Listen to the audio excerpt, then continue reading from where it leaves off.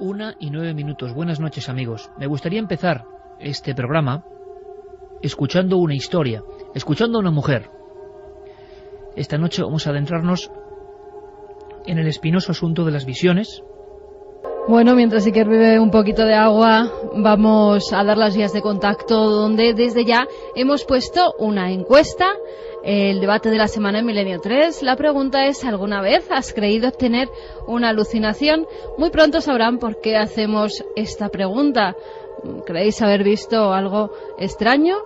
Vamos a abrir también las vías de contacto: 27699, palabra clave Milenio, espacio, vuestros mensajes, milenio3 con número, @cadenaser.com, y como siempre www.cadenaser.com. Además tenemos un regalo impactante, precioso libro, el libro de oro de los magos y las brujas, escrito por Tomás Hijo, pues que ha tenido a bien enviarnos 3 ejemplares que vamos a sortear entre esas vías de contacto.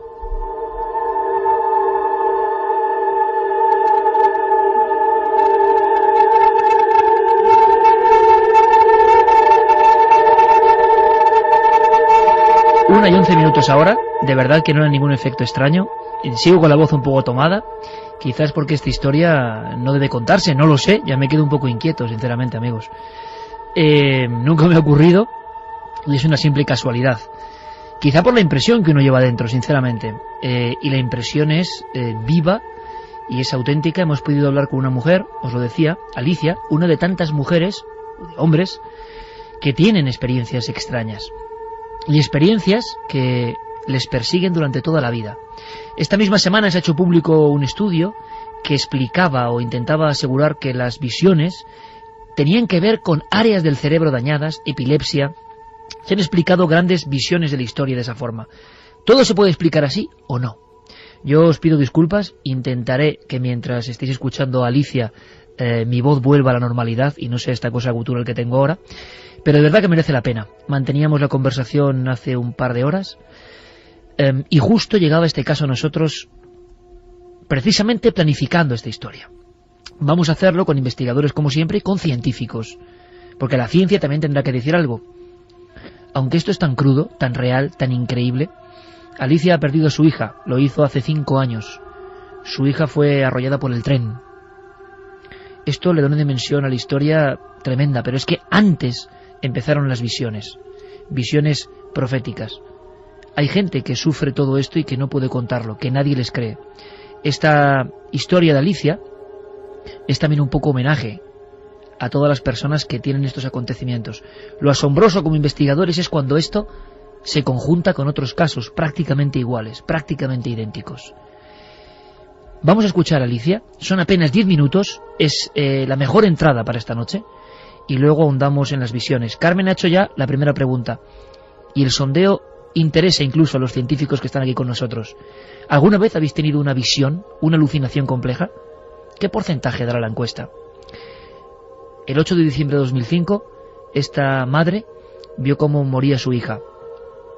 Ha tenido bien contarnos su historia. Y sobre todo pedía ayuda. Qué difícil, ¿verdad? Qué difícil dar consuelo a alguien. Escuchad la historia. Y sobre todo, opinad. Hola, buenas noches.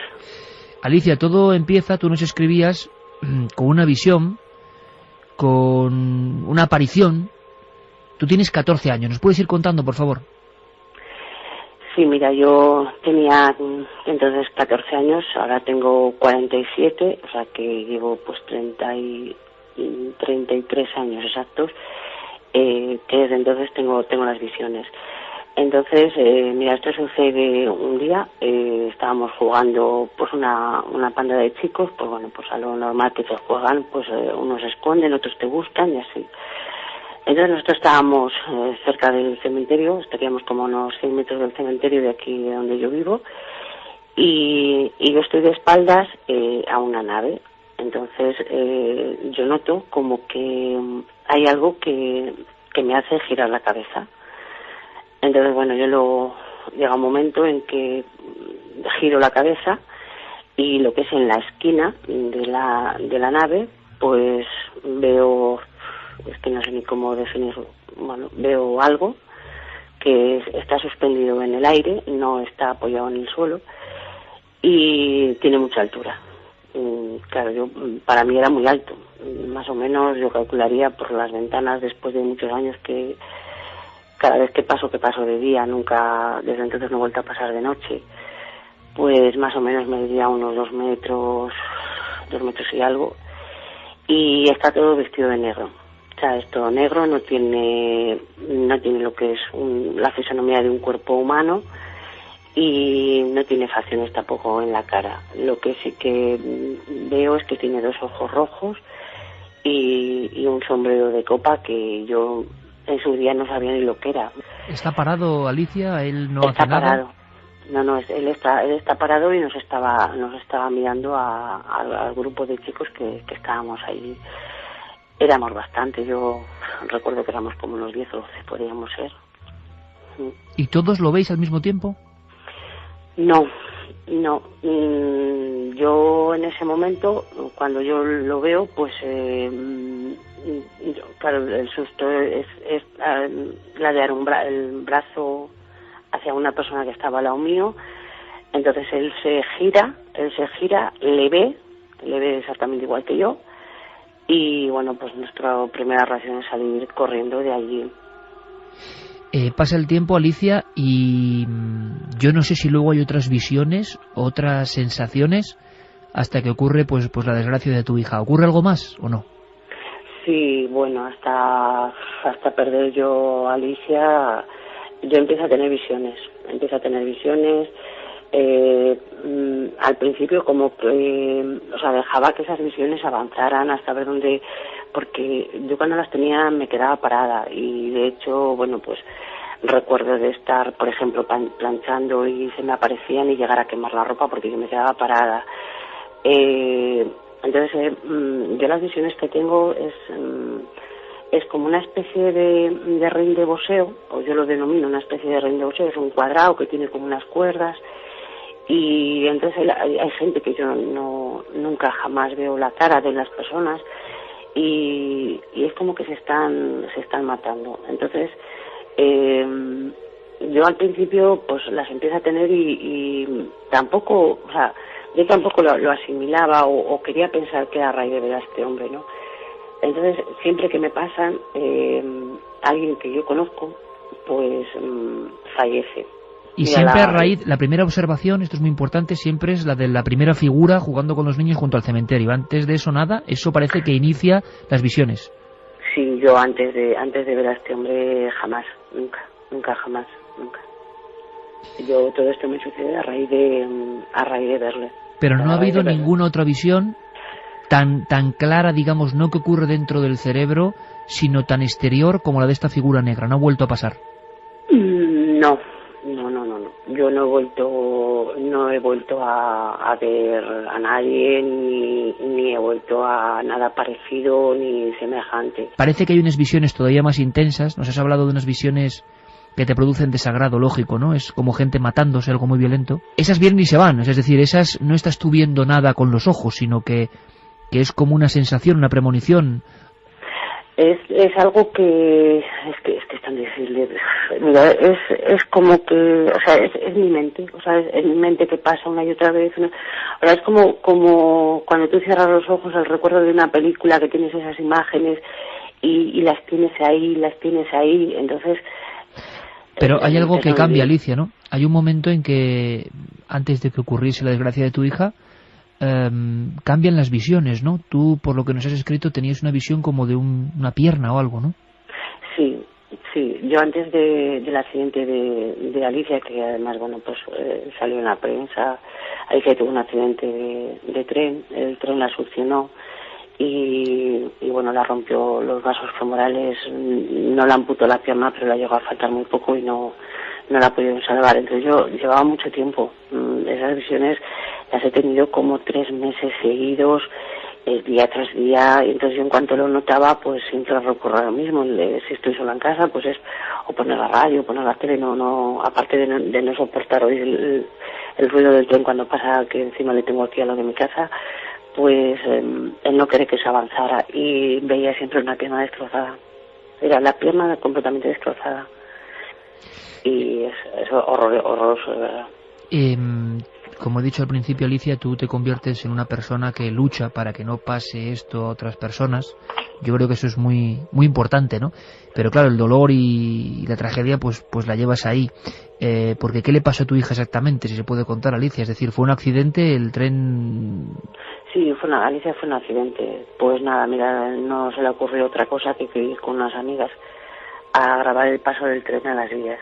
Entonces, Alicia estaba cerca, estaba en un póster de catenaria y pasó un talgo que pasan aquí a bastante velocidad y bueno, pues estaba tan cerca que el mismo aire, el aire del tren la trajo hacia el tren y no sabemos si con la rueda del tren o al desplazarla con algo, pues la cogió la pierna y tenía una herida brutal, de más de 20 centímetros en la pierna y la seccionó todos los vasos femorales. Entonces, bueno, el tema de Alicia es largo y tendido, la ambulancia tardó muchísimo en llegar y nada, Alicia murió desangrada. Cuando llegaron aquí, pues no pudieron hacer nada por ella. ¿Las visiones de la pierna, Alicia, continuaron después de la muerte de tu hija? No las he vuelto a tener. Alicia falleció en el 2005, el 8 de diciembre, y me han desaparecido. Esas me han desaparecido. Cuando es alguien, la última que he tenido, pues vuelve a retomar otra vez la historia del ruin ese de boxeo, que yo les denomino ruin de boxeo porque es un cuadrado que tiene pues como los ruines de boxeo tienen cuerdas y es la misma visión. Lo que pasa es que no dejo que continúen porque es que no lo aguanto. Y Alicia, ahora que se escucha mucha gente, claro, podemos abordar este asunto desde muy diferentes perspectivas, ¿no? Muchas personas, desde el punto de vista científico, tienen que acudir a que son visiones que ocurren por algo. Las personas que creen que hay algo más allá, y yo estoy bastante de acuerdo, creen que hay determinadas personas que tienen una especie de don, que a veces cuando se sufre es más maldición que don, ¿no? De ver algo más, de premonizar algo más. Pero ahora que nos van a escuchar, y nos van a escuchar científicos, y nos va a escuchar sobre todo la gente normal y corriente que le pasa, ¿tú qué quieres exactamente, Alicia? Es decir, ¿quieres que todo esto no vuelva a ocurrirte, no? Era un poco tu llamada y quiero trasladar ahora al público también, ¿no?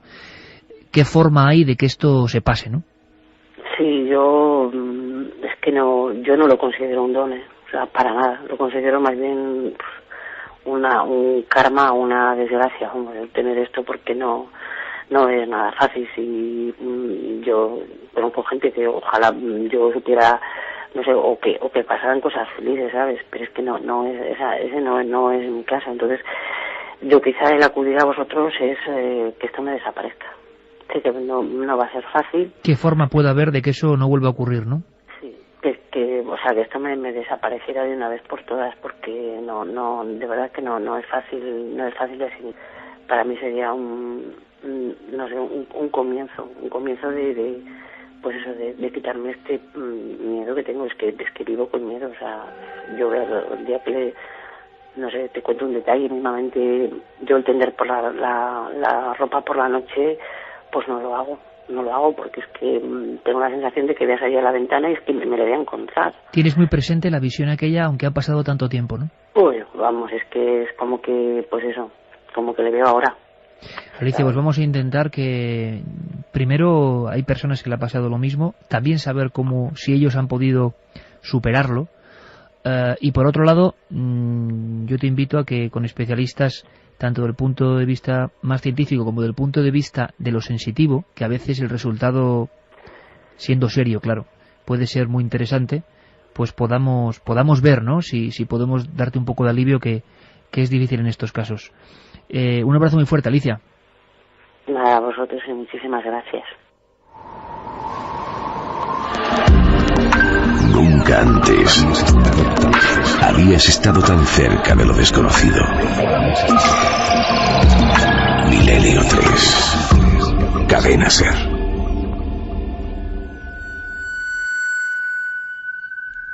En el año de 1977, en Santovenia, provincia de Valladolid, ocurre este suceso y ahí estaba Alicia con su testimonio.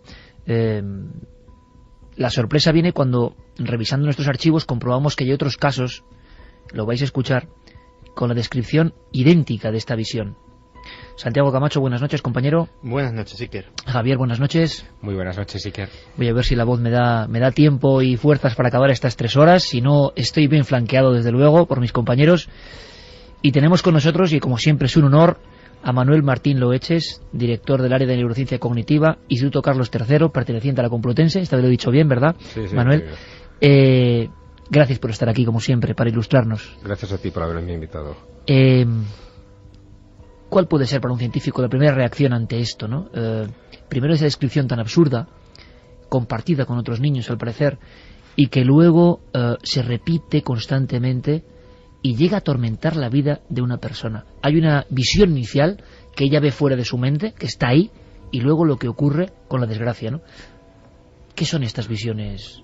Hombre, los científicos siempre tenemos la tendencia de ser muy escépticos con muchas cosas. Quiero decir, si se puede explicar todo lo que hemos oído de alguna manera, digamos así, razonable, siempre es lo que se prefiere, ¿no? Entonces, bueno, hay una serie de puntos hay que tratar, pues por ejemplo, esas visiones que dice esta mujer que veía de una pierna antes del accidente de su hija. ¿Realmente las veía antes del accidente o es una cosa que a posteriori ella piensa que las veía, ¿no? Y luego el cerebro puede incluso intercambiar los tiempos, es decir, que nosotros pensemos que algo ha ocurrido antes o después. Exactamente, puede perfectamente. Una desorientación en el tiempo es fácil. De hecho, toda nuestra memoria es siempre una reconstrucción, y en esa reconstrucción que hacemos de todos nuestros recuerdos siempre hay muchos elementos que se contaminan, que contaminan nuestros recuerdos. Es decir, cuando nosotros recordamos algo, no recordamos nunca la escena o el acontecimiento de manera exacta, sino que siempre metemos algo, contribuimos con algo de sucesos o acontecimientos que han ocurrido después. Y en este caso es fácil, puesto que esta mujer está pues como angustiada, vive una vida pues bastante angustiada, y con el accidente pues podría ser fácil que ella pensara que había visto esta pierna. No quiere decir que sea el caso, pero es lo primero que pensaría un científico. Y 30 años antes, Manuel, observa algo en plena noche. Hablaba de nave, tengo que aclarar que no es nave extraterrestre, cuidado, era nave de construcción, nave junto al cementerio, era un lugar, y aparece ese individuo que no toca el suelo, que tiene ese extraño sombrero de copa que lo hace entre medio absurdo o medio auténtico por el marchamo del absurdo, precisamente. Por ejemplo, a esas edades, pongámonos en el punto de vista ultracientífico para aprender un poco. No es que queramos verlo así o no, sino que sepamos un poco. ¿El cerebro puede tener visiones de esa complejidad a cortas edades? ¿Por qué? En principio, bueno, yo no sé cuál sería la razón en este caso, pero sí podría ser, por ejemplo, un pequeño foco epiléptico en zonas temporales o visuales. Hay que tener en cuenta que en el cerebro está toda la realidad. Todo lo que sabemos sobre el mundo está en el cerebro, y de hecho cuando percibimos, lo que hacemos no es recibir del mundo, sino reconstruir lo que recibimos del mundo, ¿no? Entonces, bueno, tú ten en cuenta, por ejemplo, que en experimentos de los años 50 realizados por el profesor Penfield, cuando se estimulaba el cerebro con unos pequeños electrodos, la gente escuchaba melodías enteras. Todos esos recuerdos están ahí almacenados. Basta con estimular una serie de neuronas que activan toda esa red que tiene que ver con el recuerdo para traer escenas complejas. Y esto puede ocurrir también con las escenas visuales. Se pueden reconstruir o construir por parte del propio cerebro escenas muy complejas y sin ningún problema. Digamos que sería explicable. Un pequeño foco epiléptico que sobreactiva cierta zona y tendríamos una explicación. De hecho, este caso podría ser de los que son bastante comunes, de tener estas alucinaciones visuales y además persistentes, que eso también es una pista que me da a mí, esta persistencia de las alucinaciones, y además el que sean visuales me da más la clave de que pudiera ser un pequeño foco epiléptico. Si lo es o no, se puede comprobar, si lo es decir, yo puedo coger a esta persona, meterla en una máquina de electroencefalografía y saber si tiene un foco epiléptico. Si se descarta esto, habría que buscar otras causas. Pues mira, Alicia nos pedía ayuda, y una forma de ayudarle de alguna manera es también, con un científico del prestigio de Manuel, una prueba científica, es decir, ver si en ese cerebro, en las coordenadas que podemos medir, hay algún tipo de anomalía o no. Sería una primera visión. Santi, Javier, Carmen, ¿qué os ha parecido? Bueno, yo creo que esta noche navegamos en esa frontera difícil, muy difícil, que separa los fenómenos o las visiones paranormales, digamos, de los problemas psiquiátricos o del mundo interior de nuestra mente. Siempre ha sido así, ha sido realmente muy difícil diagnosticar desde la noche de los tiempos quién tenía algún problema de índole cerebral o quién estaba teniendo una percepción que iba más allá de nuestros sentidos, y eso hace que este problema sea muy difícil de tratar y hay que hacerlo con mucho cuidado. Evidentemente, lo primero que tenemos que hacer en pleno siglo XXI es someternos quizá a uno de estos escáneres cerebrales y ver si hay algún tipo de problema fisiológico que pueda explicar esto. Y sobre eso hay corrientes, además, en estos últimos años de todo tipo. Un colega de nuestro invitado, de Manuel, pero en este caso canadiense, del que hablaremos seguro esta noche varias veces, que es Michael Persinger, que es un neurocientífico que ha trabajado mucho en el estímulo del lóbulo temporal izquierdo del cerebro, ha logrado inducir en cerebros sanos, simplemente con descargas de campos electromagnéticos, este tipo de visiones. Y además con características muy peculiares. Por ejemplo, el hecho de sentir una presencia, como Alicia, eso se ha inducido artificialmente con esos campos electromagnéticos, con un casco especial. Exacto. Que este hombre llamaba el casco de Dios, porque era capaz de crear ese tipo de sensaciones místicas. O el inducir, por ejemplo, la sensación de ingravidez, de estar como levitando. Aunque en este caso, Javier, parece que la visión era muy rotunda, ¿eh? No era sentirla, sino la visión primera, la que parece que abre la caja de Pandora. Antes de escuchar a Santi y a Carmen, una cosa que es importante. Yo prometía que ante lo absurdo de la visión que ve Alicia, que para ella cambia su vida a partir de ese instante, abre algo en su interior. Nosotros en el año 2004, ¿tú te acordarás, Carmen, de esto? Recibíamos la llamada en una noche que hablábamos de encuentros en la carretera, del hijo de un policía, y una visión. Quiero, por favor, Santi, muy atento, Manuel, muy atentos, para que veáis a veces, y no es el único, en las Urdes, el duende en Tiznao, mítico de las leyendas de allí, desde el siglo XVII y XVIII, se representa exactamente, ojo, sombrero, negrura, como ha hecho Alicia en ese pueblo de Valladolid, que lo ve con otros niños, por cierto.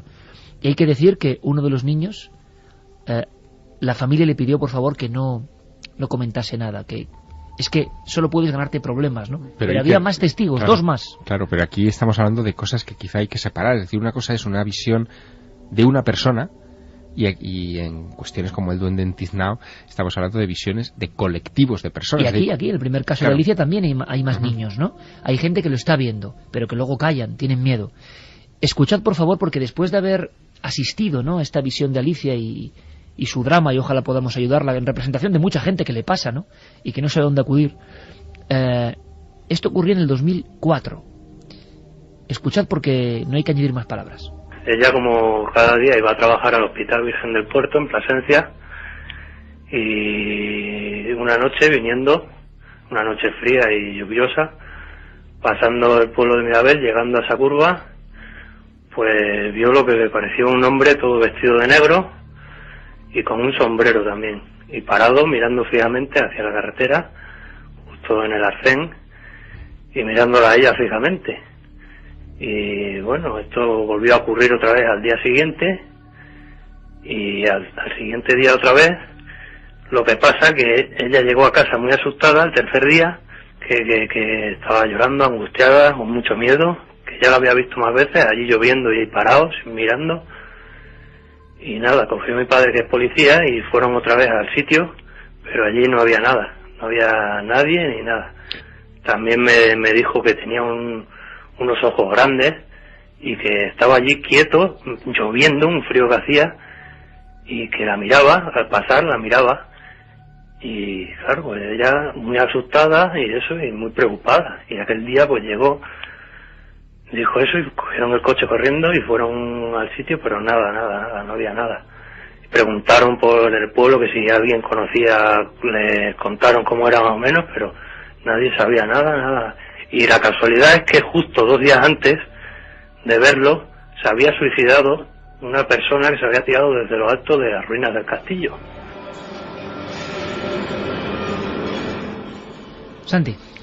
Pues la verdad es que lo que estamos oyendo, y sobre todo cómo lo vamos a abordar esta noche, creo que es el camino que a día de hoy están siguiendo muchos científicos. que, como Manuel, hacen la distinción de que la ciencia es un sistema de conocimiento susceptible de estudiarlo todo, y solamente la cortedad de algunas personas pues termina determinando qué se puede y qué no se puede estudiar. Y realmente sobre este tipo de cosas se están haciendo incluso grandes avances, no solamente de la naturaleza de muchas de estas visiones, sino incluso de qué condiciones las pueden llegar a disparar.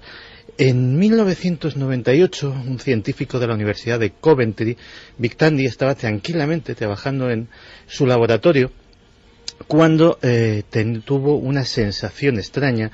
El vello se le erizó, empezó a hiperventilar, a sudar copiosamente, a sentirse vigilado, hasta que por la visión periférica de su ojo izquierdo empezó a ver una sombra de algo o alguien que le miraba muy atentamente. Imagínate, estaba trabajando de noche, era un laboratorio absolutamente solitario. El hombre se asustó, pero reunió suficiente valor para mirar de frente a aquel ser y automáticamente el ser desapareció. Vic Tandy es un científico de los pies a la cabeza. No paró hasta descubrir cuáles eran las condiciones que habían provocado que sucediese eso. Y descubrió, gracias al pequeño movimiento de las hojas de un cuaderno, que había un ventilador de un tamaño importante, que además hacía de extractor de humos, en el laboratorio funcionando. Y gracias a una serie de mediciones consiguió hacer un importante artículo que se publicó en varias revistas científicas sobre hasta qué punto los infrasonidos, sonidos de frecuencias muy bajas que no somos capaces de detectar, son potencialmente alteradores de nuestra percepción y de nuestros estados mentales. Es decir, esos infrasonidos pueden provocarnos estados alterados de conciencia y hacernos ver cosas que o bien no están o bien pertenecen a otro ámbito que el que normalmente vemos. Por cierto, ¿cómo va la encuesta, Carmen? Vamos a ver cómo va la encuesta. La pregunta era, ¿alguna vez has creído tener una alucinación? No, 52,1%, sí, 47,9%. Está ahí, está muy igualado, ¿eh? Manuel, ¿qué opinas de estos datos? No sé, que son muchos. Muchos con visiones, que creen haber tenido visiones. ¿Puede ser algo más habitual y que se oculta, queda soterrado precisamente porque a quién se lo vas a contar y que no te llamen loco, ¿no? Sí, yo pienso que algo de eso hay, claro. ¿Se pueden ver cosas sin estar loco? ¿Sin estar dañado cerebralmente? Sin estar dañado, si consideramos, por ejemplo, la epilepsia estar dañado, claro. Que, por cierto, se me ha olvidado mencionar, epilepsia no quiere decir que siempre se tengan convulsiones. Hay muchos focos epilépticos, como puede ser el caso de esta mujer que hemos oído antes, que sencillamente se excita, se sobreexcita una parte del cerebro, pero no hay convulsiones. Lo que hay son visiones o audiciones. ¿Qué sería, Manuel, un grado menor a esas convulsiones? ¿Un estado menor, digamos, de intensidad? Sí, se puede decir que es un grado menor y también, sobre todo, es importante la zona del cerebro donde ocurre. Si es una zona que es más bien visual, se suele quedar circunscrita en esa parte, o también si es auditiva. Digamos que hay distintos grados, igual que los hay, por ejemplo, en los niños, lo que llaman el petit mal, que se quedan como oídos.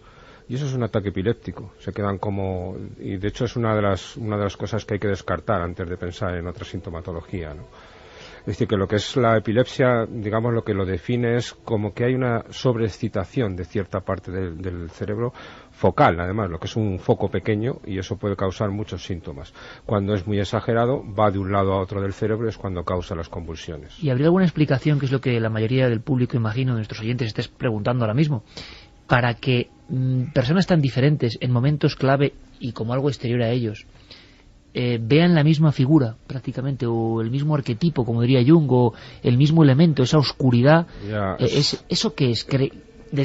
Repetimos, desde el punto de vista de la ciencia, porque nos interesa, ¿qué puede ser eso? ¿Que el cerebro conforma un puzzle con nuestros terrores que están ahí casi en lo genético? Hombre, hay una serie de cosas, ¿no? Digamos, el cerebro de todos los seres humanos es el mismo, básicamente, ¿no? Entonces es lógico que tenga unos ciertos arquetipos, es decir, que haya ciertas cosas pues que sean comunes, sobre todo para una cierta cultura. También es verdad que muchos de los testimonios que hemos visto son de la misma cultura.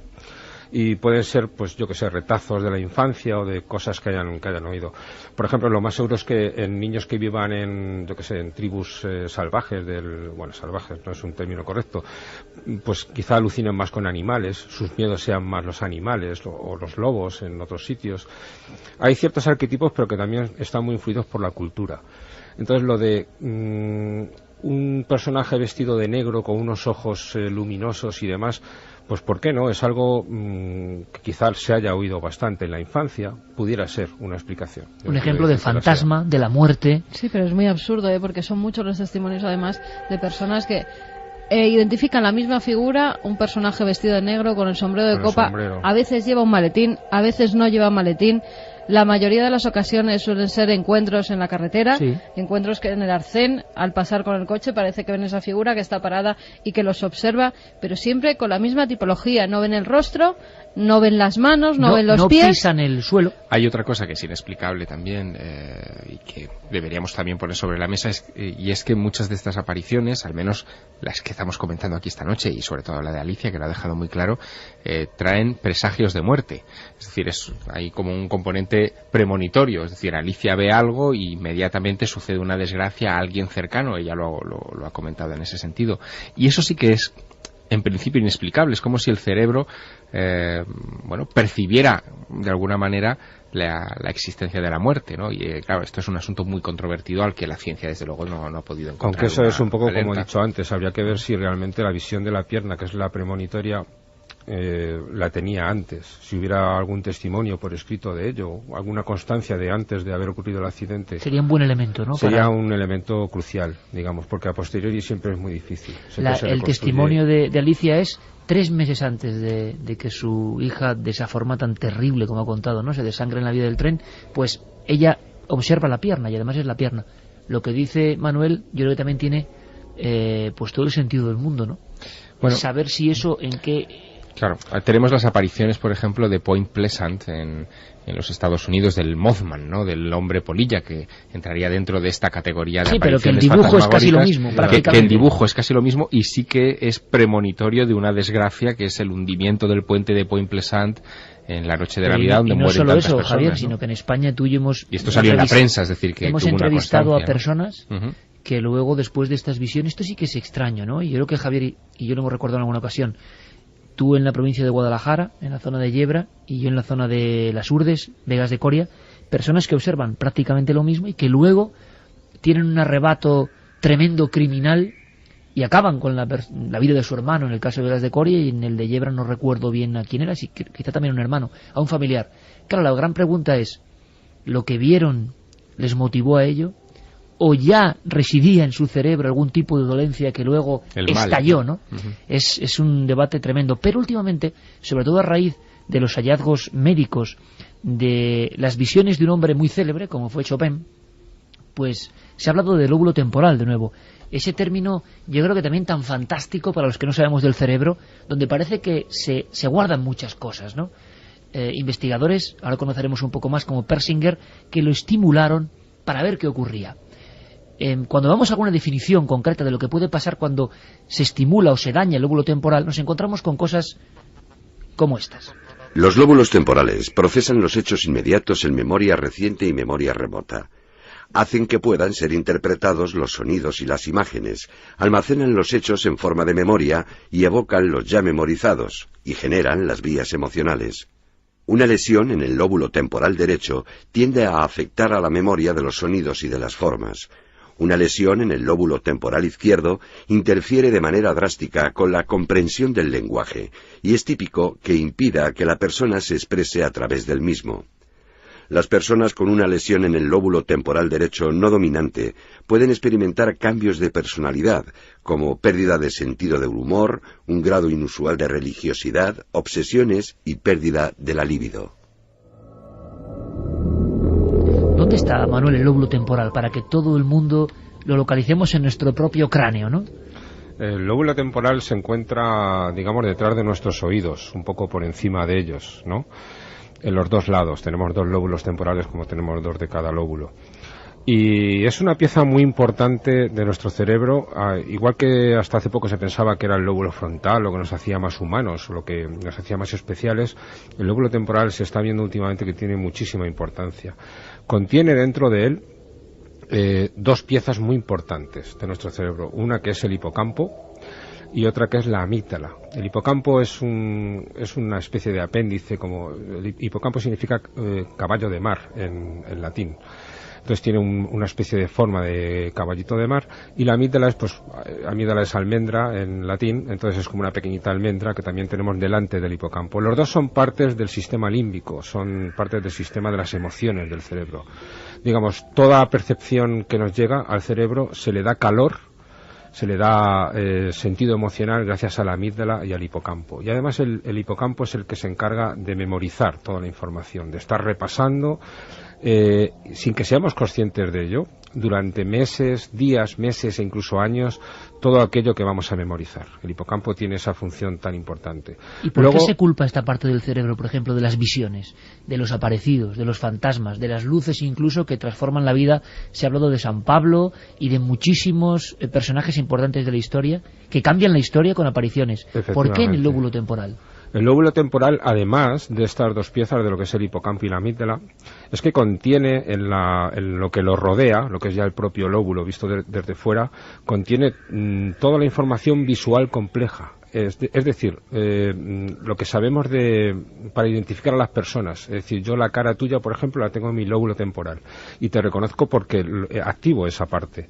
Está ahí guardada, pum, y el cerebro la vuelve a rescatar. Está ahí guardada. Es decir, mientras que, por ejemplo, el lóbulo occipital va reconociendo partes, pues los ojos, la nariz por aquí y tal, luego se va juntando todo, y quien reconoce que la cara que estoy viendo es la tuya y no la de otra persona es el lóbulo temporal. Ahora mismo estamos viendo el típico programa de escaneo, pum, y llega esa cara y eso está dentro de nuestro lóbulo temporal. Entonces, todos los recuerdos visuales, el ser humano es un ser muy visual, todos los recuerdos visuales de escenas y de acontecimientos y de personas, todo lo que sabemos está en el lóbulo temporal, y además el hipocampo se encarga de guardarlo y la amígdala de darle calor.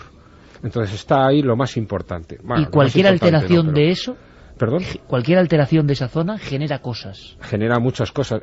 Sobre todo, muchos de los experimentos que hace Michael Pessinger tiene mucho que ver con la amígdala y con el hipocampo, esas dos zonas del cerebro emocional. Precisamente al ocasionar emociones intensas, las visiones que se generan no es porque se originen en esas dos zonas, sino en lo que les rodea, en el lóbulo temporal en sí, es decir, en las partes donde se guardan estas visiones.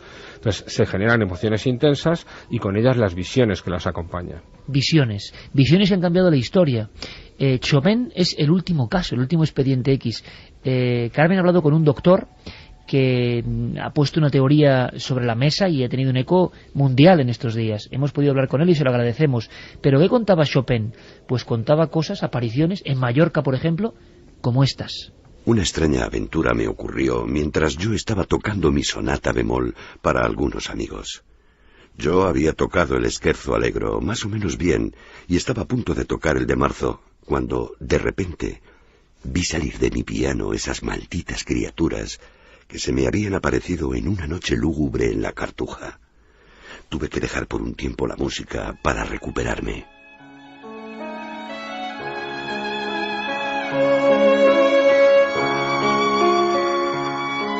Parece que como otros grandes genios, quizá genialidad, sensibilidad artística y visiones anden cerca, estuvo atormentado por visiones complejas que él aseguraba que formaban parte de la realidad.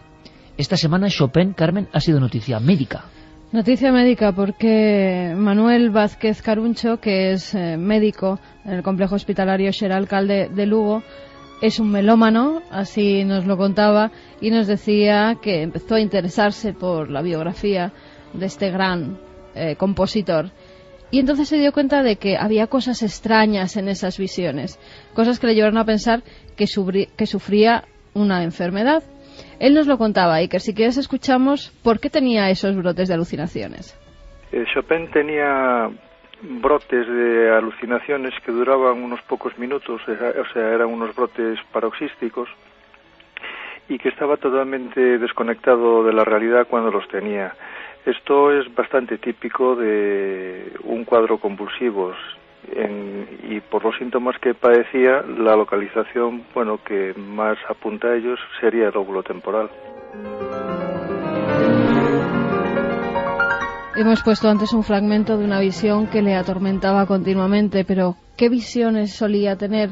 ¿Eran parecidas o, por el contrario, algunas eran más terribles que otras? Él tenía varios tipos de alucinaciones. Por ejemplo, en varias ocasiones lo encontraron totalmente absorto, desconectado de su alrededor, tocando el piano, y muy pálido, aunque bueno, Chopin estaba pálido habitualmente, con el pelo erizado, y al recobrarse él tardaba todavía un rato en saber en dónde estaba y generalmente daba un grito. Otras veces, pues por ejemplo en una carta describió que veía unos seres, él los describía como unas malditas criaturas que salían del piano. En otras ocasiones pues se vio a él mismo muerto, vio a su padre muerto, a un amigo muerto que lo agarraba, etcétera. La muerte que tan pronto se llevó a Chopin estaba continuamente rondando por su cabeza. Podía ser que estuviera obsesionado con la muerte, podía ser la epilepsia la que le llevara a esa obsesión. Pues es posible, él estaba totalmente obsesionado con la muerte. De todas maneras, bueno, tuvo una experiencia muy mala cuando su hermana Emilia se murió con apenas 14 años. Y eso lo había dejado muy impresionado. Y en cualquier caso, muchos de los cuadros alucinatorios que tuvo tenían relación de alguna manera con la muerte. Entonces, probablemente estas dos circunstancias tuvieran algún tipo, o sea, tuvieran algo que ver en su obsesión con la muerte. En nuestro país, en Mallorca concretamente, que además esta misma semana ha habido también mucha polémica por esa celda en la que estuvo, no estuvo, bueno, al parecer el piano que dicen que tocaba Chopin en Mallorca no lo pudo tocar porque ese piano es de mediados del siglo XIX, Chopin muere bastante antes y no estuvo en esa celda, estuvo en una que está al lado con su familia pasando unos meses en Mallorca. Durante esos meses en Mallorca él tiene una de esas alucinaciones más terribles y además hace después una composición que tiene que ver con ello. Nos lo cuenta el doctor Manuel Vázquez. En Mallorca describía eso, que veía fantasmas por todos lados, pero ahí tuvo un episodio alucinatorio muy famoso, que fue el que se relaciona con la composición del preludio en La gota de agua, en el que George Sand había salido con sus hijos a dar un paseo, era un día muy lluvioso, y él se encontraba muerto. Él decía que estaba muerto en un lago y que le estaba cayendo una gota de agua en el pecho. Entonces, precisamente por esta gota repetitiva se relacionó el preludio Gota de agua, porque tiene así unas armonías muy repetitivas, ¿no? Mucha gente puede pensar, como ha ocurrido con otros grandes genios, que esas composiciones, esas visiones, composiciones magníficas que hacían ocasiones drogado, como mucha gente dice, de algunos pintores, de algunos músicos. Bueno, pues se lo teníamos que preguntar al doctor. ¿Tiene que ver el opio o el láudano que tomaba Chopin con alguna de esas alucinaciones? No, además Chopin empezó a tomar opio relativamente tarde en su vida y ya tenía síntomas antes de tomar el opio. Interesantísimo, además, amabilísimo el doctor. ¿Cuántas veces se achaca siempre a lo primero, ¿no? A que Edgar Allan Poe tomaba, que evidentemente tomaban muchos de estos artistas, pero es verdad que desde tiempo atrás se veían atenazados por la presencia de lo sobrenatural, de las visiones que, importante Manuel, no se distinguen del entorno. Muchos de estos genios, y hay una lista extensísima, casi todos los más geniales, también es curioso, más sensibles, hablan de visiones que les atormentan como si fueran parte de la realidad. ¿Cómo se puede explicar esto? ¿Hay cierta conexión entre alma sensible y que ve algo más, también dentro del cerebro a nivel físico? No necesariamente, pero sí es verdad que con bastante frecuencia hay mucha relación entre cerebros alterados, digámoslo así, y creatividad y capacidad para muchas cosas. Hay muchos genios que efectivamente tenían quizás estos pequeños focos epilépticos. En este caso, en el de Chopin, por lo que he estado escuchando, además, yo localizaría el foco epiléptico en torno a o dentro de la amígdala izquierda. Porque curiosamente, igual que mencionaba antes Javier, los experimentos de Persinger, que a mí es que son muy fascinantes, ciertamente. Lo son, desde luego. Hay mucha diferencia entre un hemisferio y otro. No es lo mismo estimular el izquierdo que el derecho. Y las de Chopin son alucinaciones muy tenebrosas. Él tenía miedo de ellas. Es decir, como que le asustaban, le angustiaban esas alucinaciones sobre la muerte y demás. Y eso es típico de la estimulación del hemisferio izquierdo. Cuando se estimula el derecho, la amígdala o el hipocampo del hemisferio derecho, las visiones son más de paz y de totalidad con el universo. Lo que acabo de decir me pone los pelos de punta, ¿eh? Bueno, es que es así. Vertientes completamente distintas. Claro, piensa que hace unos años, en el año 96, si mal no recuerdo, el doctor Esteban García Albea, que es trabajaba entonces para el Hospital Universitario Príncipe de Asturias de Alcalá de Henares, era jefe del servicio de neurología, publicó un libro que se titulaba Teresa de Jesús, una ilustre epiléptica, donde vinculaba muchas de sus descripciones literarias sobre lo que a ella le pasaba durante sus éxtasis místicos, durante sus trances místicos, con esa experiencia positiva, en este caso casi la contraria de Chopin, de ver una luz, de sentir una parálisis en el cuerpo, que era casi la continuación natural de aquello, y después el episodio, digamos, de la visión. Esa epilepsia ya está conceptuada, tiene un nombre también muy literario, es la epilepsia estática o de Dostoyevsky, porque Dostoyevsky tuvo muchas de esas visiones positivas y las plasmó, se las adjudicó al protagonista de una de sus novelas más famosas, que fue El idiota. Vamos a hacer una cosa. Por supuesto que aquí es la visión científica con nuestro querido amigo Manuel Martín Loeches, que es uno de los que más sabe del cerebro de este país, sin duda alguna. Pero no quiere decir que estemos de acuerdo ni no de acuerdo. Incluso el público tendrá su propia opinión. ¿Hay una realidad ajena a todo esto, fuera del cerebro? Podemos pensar perfectamente que sí. Y habrá quien piense que en absoluto. A mí me parece igual de misteriosa. Ambas posibilidades me parecen igual de maravillosas, ¿no? Pero eso de que ciertas áreas del cerebro generen visiones de paz y otras tenebrosas y tremendas, hay un lenguaje del que tenemos que aprender. Yo os propongo una cosa. Vamos a escuchar a los amigos que han escrito, porque la encuesta nos ha inquietado, y después sabremos a fondo algo más de esos experimentos que califican tanto Javier como Santiago como Manuel Martín Loeches de apasionantes. ¿A qué se ha llegado? ¿Qué ha pasado con Persinger? ¿Ha experimentado sobre el miedo? ¿Ha forzado las máquinas con el lóbulo temporal? Vamos a saberlo todo a la vuelta, pero ¿qué decís vosotros? Pues vamos con los mensajes. Rosa nos decía: hola, buenas noches a todos. Yo también creo en las visiones, pero muchas veces no parecen visiones. A veces presiento que me observan y veo como figuras de humo por mi pasillo. Eso de presentir que lo observan es lo que habéis descrito también, que había alcanzado Persinger con sus experimentos, ¿no? Sí, y Weisman, que ya lo contaremos en las catacumbas de Edimburgo. Patricio nos decía que él solo recuerda haber tenido una alucinación en su vida estando plenamente consciente. Sufre una cosa que se llama parálisis del sueño y al intentar despertar tengo alucinaciones a veces. Mucha gente nos escribe que tiene parálisis del sueño. Bueno, a la vuelta le vamos a preguntar a Manuel qué se sabe hoy de esa parálisis del sueño, la sensación de rigidez cuando ocurren estas visiones, porque esto sí que es una de las cuestiones que de verdad yo en los últimos años he visto que afectan a muchísimos oyentes. Yo he tenido y tengo todavía que me coge mi hermano y me empuja cuando tengo peligro. El otro día con un coche que pudo atropellarme. Hola, me llamo Dani. Muchas veces he tenido visiones y a los pocos días sucedía, por ejemplo, soñaba que un amigo se caía y a los pocos días, pues sucedía. El cerebro es una parte compleja del cuerpo humano, nos dicen, estremecedora la experiencia de Alicia, nos comentaba José. Creo que las visiones son avisos de seres que nos protegen y nos avisan. A mí me ha pasado con una voz que me despierta avisándome de algunas situaciones, nos comentaba María desde Barcelona. Otra cosa en la saca para nuestro amigo Manuel a la vuelta. ¿Qué pasa con las alucinaciones auditivas? Que a veces dicen nuestro nombre, que a veces dicen algo en mitad de la noche. ¿Hay explicación o no? Yo soñaba muchas noches que veía cómo se estrellaban aviones y me despertaba muy sofocado y angustiado. A las 2 semanas pasó lo del 11S. Desde entonces no he vuelto a soñar más ni a tener esa pesadilla, nos comentaba Francisco.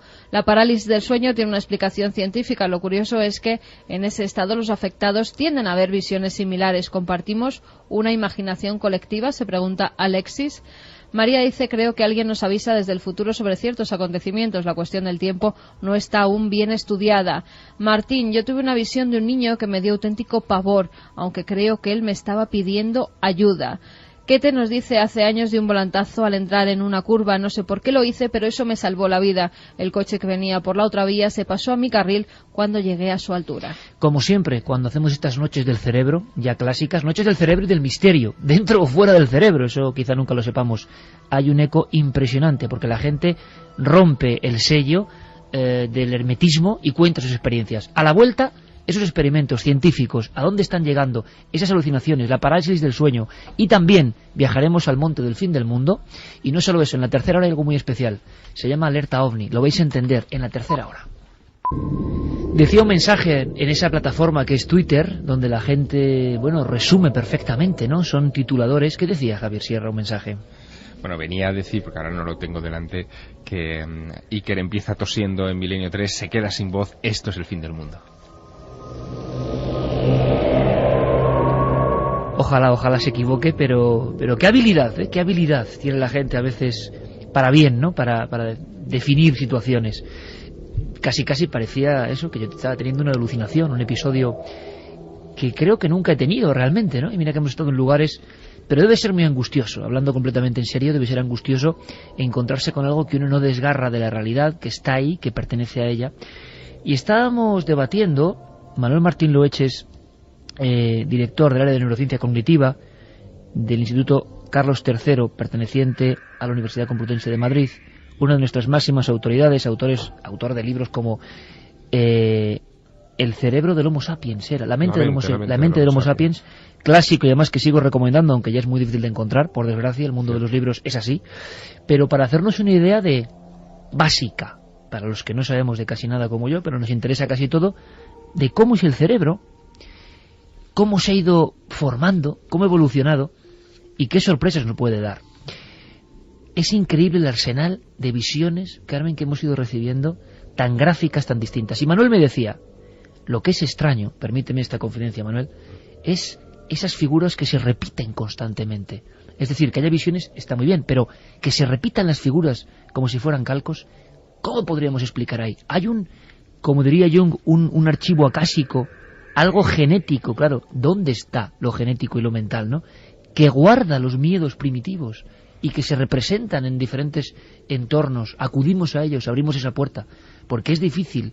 Yo te contaría seguro 20 o 30 casos con este individuo exacto, seguro, en España, con nombres y apellidos. Entonces, es muy difícil saber el por qué coincide tanta gente en tener esa misma figura que le causa miedo, ¿no? Lo que dice de los arquetipos, ¿no? El ejemplo junguiano, sí que es cierto que hay unos ciertos arquetipos, es lo que decía antes, el cerebro es el mismo para todos los seres humanos y hay ciertas cosas que son comunes. Por ejemplo, se me ocurre quizá un terreno más conocido, porque lo del ser que me estás contando es un poco escurridizo para mí, ciertamente. Es, por ejemplo, ¿cómo me gusta que sea escurridizo para mí? Pero lo es. Los mandalas, por ejemplo, que es una cosa que se repite en muchas culturas, en muchas religiones de todo el globo. Esos mandalas son una forma también de entrar en un estado alterado de conciencia. Digamos, esos diseños lineales que se entrecruzan y que van y vuelven de un lado para otro y que se emplean en ciertas culturas pues para contemplarlos y de alguna manera se va uno, se va de la realidad metiéndose en ese laberinto. Los laberintos que encontramos en Galicia, por ejemplo, en muchos sitios, tienen mucho que ver con eso, ¿no? Son unas formas de estimularse repetidamente para abstraerse de la realidad. Eso es un arquetipo, eso sí podríamos decir que es un arquetipo, una forma de que todos los seres humanos, por la especie a la que pertenecemos, entramos en un estado alterado de conciencia por esa contemplación de estos laberintos. Santi y Javier, Carmen, ¿alguna vez habéis tenido episodio de parálisis del sueño o de visión? Porque yo creo que es algo que se repite en una cantidad inmensa de oyentes. Yo no, pero sí que me llama mucho la atención que sea una constante en mucha fenomenología extraña. Por ejemplo, en los casos de visitantes de dormitorio, que hoy no hemos sacado todavía a colación, esos relatos que hablan de extraterrestres, a veces de espíritus, de diablos, íncubos, súcubos. En el fondo, visiones delante exacto, de la cama, ¿no? Que se producen también en un momento que desde el punto de vista de la mecánica cerebral es muy delicado, que es el momento entre la vigilia y el sueño, o el sueño y la vigilia, donde el cuerpo experimenta también una transformación, hay una desconexión entre lo que es el resto del organismo y la función cerebral, y ahí sí que se producen esos episodios de parálisis que son terroríficos para el que los experimenta. La gente lo pasa muy mal. Santi, Carmen, no habéis vivido ninguno personalmente, ¿no? No, afortunadamente no, y debe de ser una experiencia espantosa, porque lo que sí, y supongo que... Es como un bloqueo, ¿no? Sí. Totalmente. Y como una presión en el pecho. Y lo que sí he tenido ocasión de experimentar, yo creo que prácticamente todos, eso es mucho más común, y ya de por sí es una de esas sensaciones que no se olvida. ¿Has intentado gritar en una pesadilla y no te sale la voz? Mira, es adecuado para hoy, Santi. Efectivamente. Ha sido mi inicio de programa, ¿no? Pues en una pesadilla, de esas en que intentas avisar a alguien, y entonces intentas articular. Y realmente cuando haces un esfuerzo sobrehumano es cuando gritas físicamente y eso te hace despertar. Pero esos minutos en el sueño, puede que apenas segundos en el tiempo real, en los que intentas articular con una musculatura que no te responde, porque la sensación de terror que tienes en esa pesadilla es tan intensa que ya intentas trascender lo que es esa parálisis del sueño, intentas utilizar tus propios músculos para gritar. Eso ya de por sí produce una angustia que tener todo el cuerpo paralizado y ser consciente de ello tiene que ser algo inenarrable. Yo sí he tenido, pero no hasta el punto.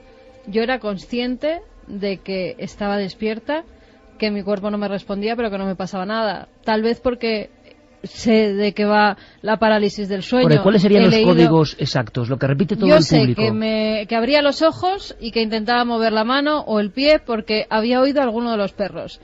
Que estaban los perros intentando subirse a la cama, y como siempre, como son muy pequeños, los tengo que coger y subirlos. Y que en ese momento mis piernas, mis brazos no me respondían, me quedaba como tiesa en la cama. Era consciente de que los perros me estaban avisando, yo tenía los ojos abiertos, pero tampoco me asustaba, o sea, no en un estado en el que me alterara, porque sabía que cuando se me pasara eso, inmediatamente mis miembros iban a volver a responderme. Bueno, pues ahora yo voy a contar algo muy breve, y yo sé que cientos o quizá miles de personas van a sentir, y más si están en la cama, escuchándonos, algo muy familiar, porque yo creo que esto empieza a ser no voy a decir un problema alarmante, pero que le pasa a mucha gente y no se habla. De pronto, en mitad de la noche, una parálisis del cuerpo, una sensación de dificultad para respirar, algo que nos presiona como si alguien se pusiese junto a nosotros o encima de nosotros, y una voz, alucinación auditiva, a veces dice nuestro nombre, y la fase final de esto, como decía Javier, puede ser una visión delante de la cama. Muchas veces es visión de un niño, muchas veces visión de este individuo o ser que antes nos han descrito, oscuro, alto. ¿Qué es la parálisis del sueño, Manuel? Y no sé si tiene alguna solución o por qué sucede. Bueno, la solución yo creo que no es fácil. Esto es como todo, es un fenómeno para el que hay una explicación. Lo que pasa es que, dadas las circunstancias, es difícil de estudiar a fondo, porque habría que tener a una persona en esa situación, en un escáner, y eso, pues como pasa con tantas cosas, es imposible, como cuando se tienen visiones. Es muy escaso el caso en el que se haya conseguido esto. La explicación es muy sencilla, por lo menos la que se da. En el sueño hay varias etapas. Cuando uno empieza a dormirse, la primera etapa es un sueño ligero, luego va bajando, cada vez es más profundo el sueño, hasta que llega a lo que se llama el sueño paradójico. El sueño paradójico tiene el nombre precisamente porque es el sueño en el que nuestra mente está más activa, es cuando se sueña en colores, se sueña vivamente, vívidamente, además, como dicen en los manuales, y a la vez, de ahí la paradoja, el cuerpo está completamente inhibido, está completamente paralizado. De ahí el nombre de paradójico. El cuerpo completamente paralizado, la mente completamente activada.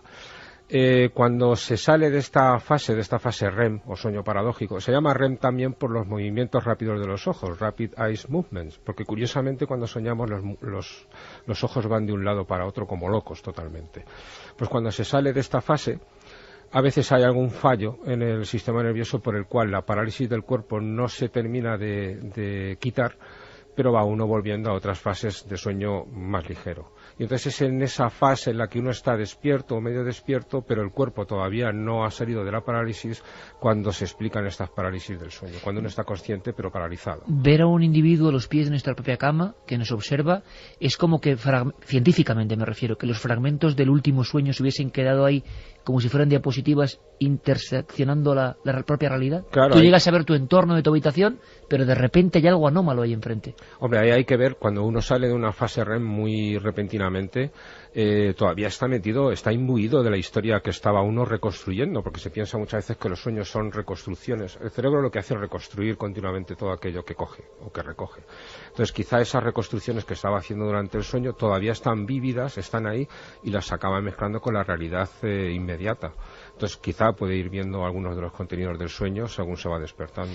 Experimentos de Persinger, de Weisman, Javier, Santi y por supuesto Manuel. Contarnos qué es lo que más os impresiona. Creo, Santi, que hay una historia incluso que tiene algunos sonidos de terror, de reproducir cierto terror o ciertas presencias, y es Weisman el que hace esto hace no muchos años. Sí, de hecho, nosotros contamos ya aquí en Milenio 3, justo cuando hablábamos a cuenta de la Cueva de la Luna, y contábamos cómo precisamente Richard Weisman había cogido a una de sus estudiantes de posgrado en psicología, una chica además por demás excepcionalmente racional, que se llamaba Susan Stevens, y la había dejado encerrada sin más compañía que una videocámara que tenía un objetivo de night shot para poder grabar en condiciones de poca luz, y la dejó a pasar una noche en aquellas catacumbas de Edimburgo, que no son más que, es un lugar ciertamente lúgubre, es el antiguo trazado de las calles de Edimburgo, que cuando hubo una reordenación urbanística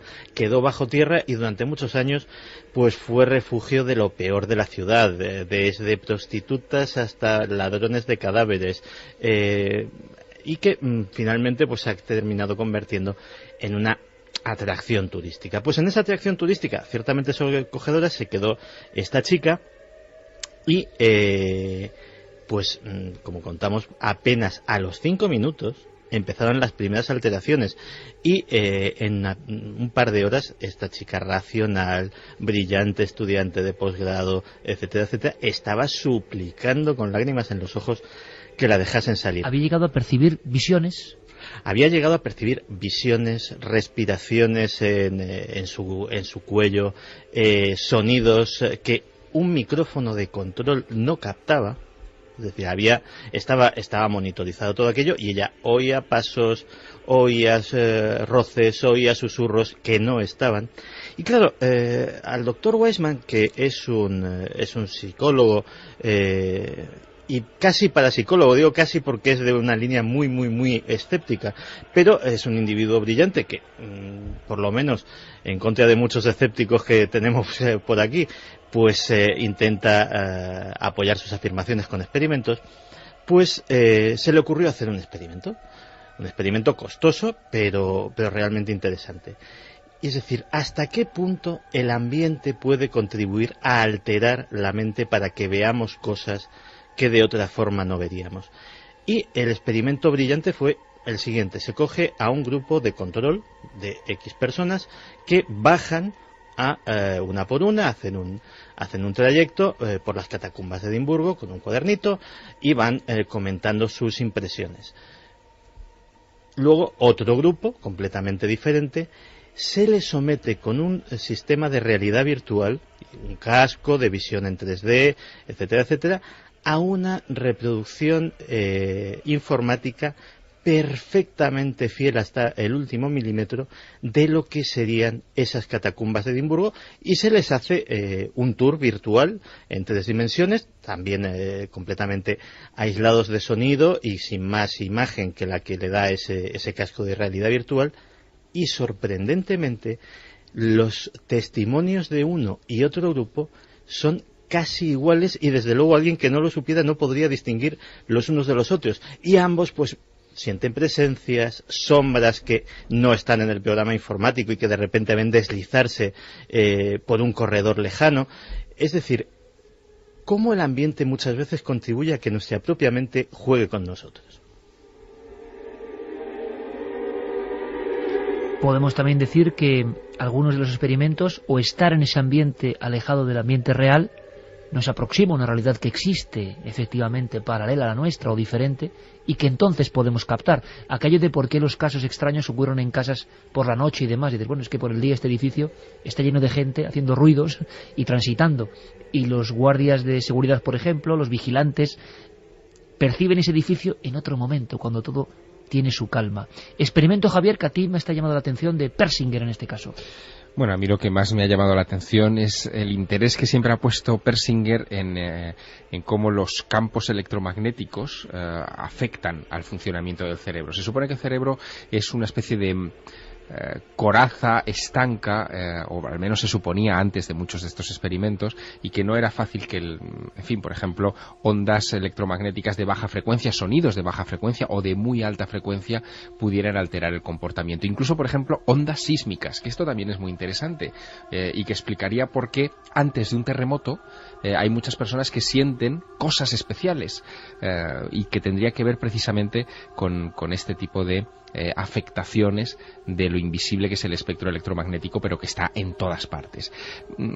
Michael Persinger lo que hace, por lo tanto, es, sabiendo de la influencia de estos campos electromagnéticos, va aplicando descargas electromagnéticas de diversa consideración, porque el campo electromagnético es muy amplio, a diversos puntos del cerebro, y estudiando las reacciones. Y es así cuando se encuentra con este tipo de reacciones que comentábamos antes, místicas o de terror, según va accionando o pulsando teclas en el cerebro humano. ¿Qué quiere decir eso? Pues que, por un lado, esos mecanismos cerebrales son los que desencadenan esas reacciones, eso no cabe duda, pero la duda que genera Michael Persinger con esos experimentos es si ese estímulo externo sería la explicación para algunos de estos casos. Por ejemplo, él se propuso rastrear muchos episodios de abducción. Durante un tiempo estuvo obsesionado con el caso de las abducciones, porque este hombre lleva muchos años trabajando en este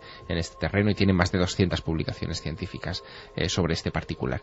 Y descubrió que la esencia de muchos casos de abducción, él podía reproducirla, hasta el punto de que, por ejemplo, esa sensación que tienen muchos abducidos de sentirse succionados hacia arriba por una fuerza que los arranca del suelo, se puede provocar, se puede estimular electromagnéticamente en el cerebro.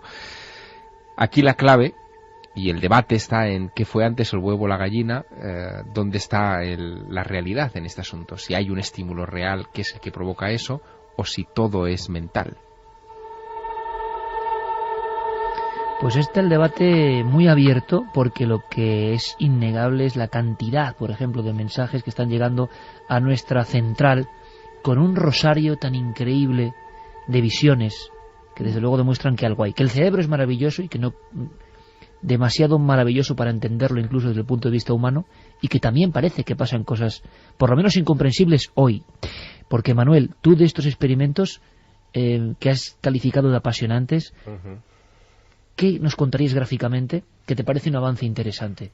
Sí, yo los conozco desde hace más de 20 años, estos experimentos, que lleva mucho tiempo. ¿Más de 20 años? Sí, lleva muchos años, ¿verdad? Sí, y se trata, lo más llamativo es que ha conseguido, estimulando, sobre todo creo que es en el lóbulo temporal derecho, aunque también en el izquierdo, pero en el derecho, sensaciones que se describen en muchísimas religiones. Se ha llegado a decir por parte de los científicos que incluso una escena como la caída del caballo de San Pablo, que observa una visión terrible o maravillosa, y que cambia la historia de la religión, claro, es una interpretación a posteriori como todo, ¿no? Pero científicamente podría tener... Sí, parece que San Pablo es un candidato bastante factible a que tuviera una epilepsia del lóbulo temporal.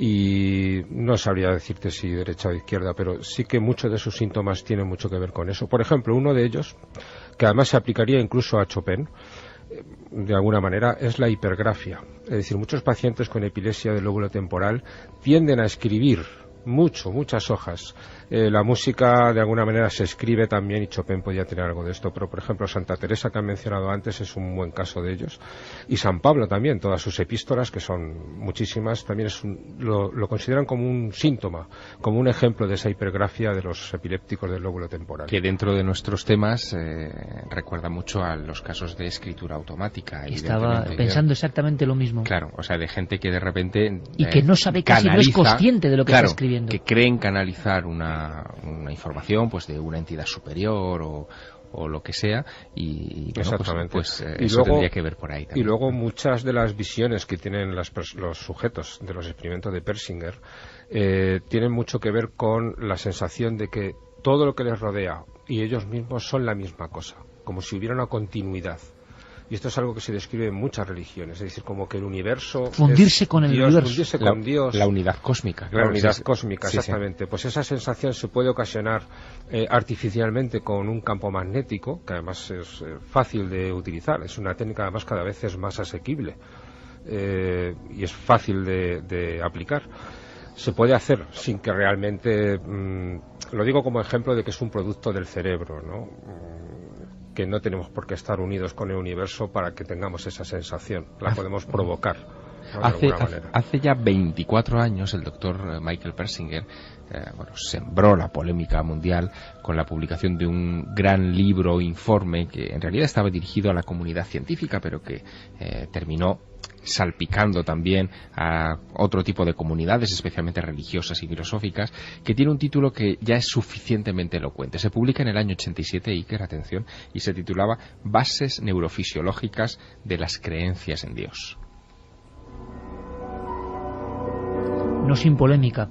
Lo curioso es, como bien decía Manuel Martín Loeches, y que esto desestabiliza y todavía está en la incógnita, es esa repetición de iconos constantemente, y no solo ahora, porque lo hemos comentado en alguna ocasión, si vamos hasta las cuevas, resulta que algunas de las descripciones de lo que se aparece, o ha estado siempre dentro de nosotros, o ha estado fuera y solo en ciertos estados alterados de conciencia podemos verlo. El miedo que sufren muchos de los oyentes, por ejemplo, cuando tienen visiones, no sé si se puede medir el miedo en el cerebro. Si cuando alguien tiene miedo, pasa algo físicamente en el cerebro, Manuel. Sí, es muy evidente que la amígdala izquierda se activa, toda ella. Se ve muy bien en un escáner. Qué tremendo, vosotros con la ciencia podéis ver que esa parte del cerebro... Sí, de forma objetiva se ve muy bien. Incluso sabes que muchas veces se activa incluso sin que seamos conscientes de ello. Es decir, se ve un estímulo, lo ve el cerebro, pero yo no lo veo. Y yo paso miedo. Estás hablando del casi sentido arácnido, de alguna forma. Es decir, percibir algo en el sentido casi de cómic, ¿no? Tu cerebro te está llamando la atención sobre algo, pero tú no eres muy consciente, no ves nada que te dé peligro. Tú al final llegas, tienes una sensación de que algo te llega. Yo estoy pasando miedo, tengo una sensación extraña, pero no sé por qué. Eso lo manifiesta mucha gente que en el escáner ha mostrado cómo se le activa la amígdala izquierda ante un estímulo que ellos no saben que han visto, que ha durado apenas 30 milisegundos. 30 milisegundos es muy poquito tiempo y sin embargo lo han visto. Que puede ser una cara de miedo, una cara de horror. Es que me parece tremendo. Por eso el efecto, por ejemplo, en algunas célebres películas como El Exorcista, de esas caras de horror que se intercalaban en una fracción de segundo y que generaban, seguramente al medir el cerebro o las pulsiones de la amígdala, hubiéramos visto que las personas tenían miedo sin ser conscientes de lo que habían visto. Sí, de hecho, esto es algo muy, muy cotidiano, además. En una conversación con una persona, las personas ponemos expresiones que manifiestan lo que realmente sentimos y que no es a lo mejor lo que intentamos transmitir. Y las manifestamos durante unos breves milisegundos, pero el cerebro de la otra persona lo capta y siente esas sensaciones, pero lo capta de forma inconsciente. Es decir, esa persona no es consciente de estar captando que le están engañando, pero sospecha algo. Toda esta transmisión... Pero un lenguaje que no está ni escrito ni... un lenguaje bastante extenso, inconsciente, pero con el cual llegamos a conclusiones. Es decir, al final, ¿me creo o no me creo a esta persona? No me la creo, pero no sé por qué. Bueno, pero qué interesante le cuenta Manuel, como siempre, es como cuando, Javier, entrevistamos a un testigo de algo y tú dices, no sé por qué, no solo los argumentos lógicos, sino no sé por qué este hombre me da fiabilidad. Sé que no me está engañando. O alguien a quien acabas de conocer y te cae mal desde el principio y no sabes por qué. Exacto. Y ya estamos hablando de lo que dice Manuel, de un código entre cerebros. Es que desde el principio, desde que conocemos a una persona, estamos a la búsqueda y captura de estas expresiones, tanto de las manifiestas conscientes como de las inconscientes, que incluso quien las emite no es consciente de ellas. Yo intento poner cara de bueno, pero de repente me traiciona el inconsciente y dejo manifestar mis verdaderas intenciones. Y lo capta por ejemplo, el otro, además. Lo capta el otro perfectamente. ¿Y diferentes tipos de miedo, Manuel? O sea, miedo más intenso, un tipo de miedo, el miedo, por ejemplo, físico, y el miedo sobrenatural o el miedo religioso, ¿puede medirse? ¿Es diferente? ¿Hay algún estudio al respecto o todavía no se ha llegado a ese umbral? No, digamos, no se ha llegado a investigar hasta ese punto, pero digamos que todo depende de la complejidad de los miedos, de lo que metamos en el miedo. Es decir, miedo como una emoción básica, sentir o no sentir miedo, o acompañarla de otras sensaciones, es decir, por ejemplo, la sensación de identidad o unidad con el cosmos y a la vez sentir miedo, por ejemplo, que sería una sensación muy compleja, estimulando la amígdala izquierda, el hipocampo derecho, lo complejiza hasta ese punto de tener miedo de la inmensidad, del vacío, aunque normalmente pudiera ser otra sensación. Es decir, es complejizar. El miedo es una sensación básica, lo tienen los animales, es a partir de ahí añadirle más datos para complejizarlo, pues tener una sensación u otra. ¿Y por qué no añadimos como colofón los datos de nuestros amigos y amigas oyentes? Porque el rosario de lo que están contando daría para muchísimas investigaciones. Esto es lo formidable. Hay muchísimos claro, testimonios. Visiones, sí, y resulta que nos hemos dado cuenta con esta encuesta que no sé cómo va, que nos hemos quedado, y aquí el que sabe de esto es Manuel, alucinados, porque podríamos pensar quizá en un 10, un 15%, como mucho, que tengan visiones, gente normal y corriente, y de repente nos hemos encontrado con no ha variado mucho la encuesta.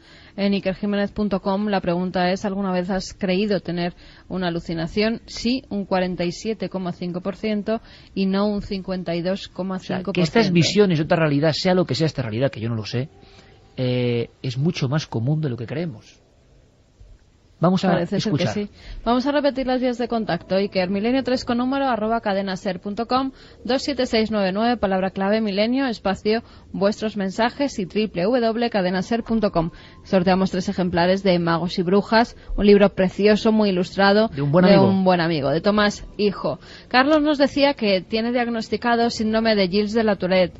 Me gustaría saber qué partes repercuten en el cerebro, algún lóbulo, como los ataques de epilepsia, y si ello conlleva, por tanto, esos fenómenos. Sí, si podéis ser casi en titulares, ¿vale? En el lóbulo temporal suele tener el origen la Gilles de la Tourette, y también en el tronco del encéfalo. Que es ese síndrome donde uno dice palabras malsonantes, movimientos incontrolados. Sí, sobre todo, bueno, depende del caso. Movimientos incontrolados. Yo conozco, por ejemplo, el caso de niños que tienen que andar con casco para no golpearse con la pared, con las paredes, porque tienen este síndrome. Son movimientos incontrolados totalmente, bastante peligrosos para ellos. Mariolilla nos dice que hace unos años sufría mucho de parálisis del sueño. Estaba tan obsesionado que hizo un cortometraje que intentaba transmitir aquellas horribles sensaciones. Creo que fui pionero en el cine con este tema. Oye, por favor, que nos diga dónde localizar el cortometraje, porque me parece muy interesante. Alguien que lo sufre y que seguro que por eso tiene visión muy cercana de esa pesadilla, ¿no? Carles Asturiano nos dice: buenas noches desde Valencia. Cuando me despierto en medio de la noche y siendo consciente, noto cómo me tiembla el cerebro. ¿A qué es debido? El cerebro no tiene receptores para las sensaciones. Sabes que muchos experimentos que se hacían en los años 50 con seres humanos se les abría la cabeza con voluntarios, a los que se les pagaba, que solían ser inmigrantes en Estados Unidos, se les abría el cráneo, se les estimulaba el cerebro, pero no hacía falta echarle ninguna anestesia. El cerebro no siente nada. Están los casos de las trepanaciones en el mundo antiguo también, que sabemos positivamente por el crecimiento posterior del hueso que sobrevivieron. Claro, pero que en los 50, Javier, sobrecoge mucho más que en la época más. Ahí se hacía con condiciones asépticas y tal, bien, o sea, no había ningún problema. Pero lo que quiero decir es que no se le echaba anestesia al cerebro, se le echaba a la piel. Se pinchaba o lo que sea directamente. Sin ningún problema, no se siente nada en el cerebro. Carlos desde Madrid nos decía: en abril del pasado año, al llegar a casa tras una cena en casa con unos amigos, sufrí una especie de ataque tumbado en la cama. Tuve convulsiones y movía las extremidades de forma inconsciente. Desde ahí pude ver al borde de la cama una figura sombría. Me asusté mucho cuando me percaté de que era yo mismo, aunque con un aspecto bastante desmejorado. Mi novia fue testigo del ataque. Al tener familiares con epilepsia, me realicé las pertinentes pruebas médicas, aunque el escáner y el electroencefalograma descartaron lesiones cerebrales y epilepsia. No sé qué pudo pasar esa noche, pero nunca se me va a olvidar esa visión de mí mismo. Qué terrible visión, por cierto, ¿no? ¿Es habitual, Manuel, personas que se ven como un doble? No es habitual en la epilepsia. Se puede dar, pero digamos es una de tantas posibilidades. A la hora de interpretar visiones, que pueda ser uno mismo, no es casual, digámoslo así. Mara está impactada, dice que no puede creer lo que acaba de oír, que su madre vio al hombre vestido de negro con sombrero cuando era pequeña y que también tenía visiones y perdió a su hermano desangrado por la femoral. Él tenía 17 años. O sea, un caso casi clavado el que nos contaba Alicia. Pues por favor que nos dé los datos. Carlos y Fermín se ponen de inmediato a recopilar porque, claro, esto habrá que investigarlo.